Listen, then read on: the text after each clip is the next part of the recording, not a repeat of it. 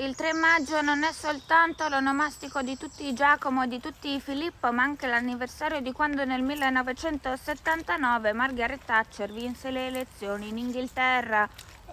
Oggi al 3 maggio 2024 fanno tra i 9 e i 16 gradi ed è l'anniversario di quando si spense la splendida Dalida e il compleanno di Massimo Ranieri, di James Brown, di Frankie Valli, di Bing Crosby, di Niccolò Machiavelli, di Elodie e di Microsoft Excel. Auguroni e buon venerdì a tutti voi birichini.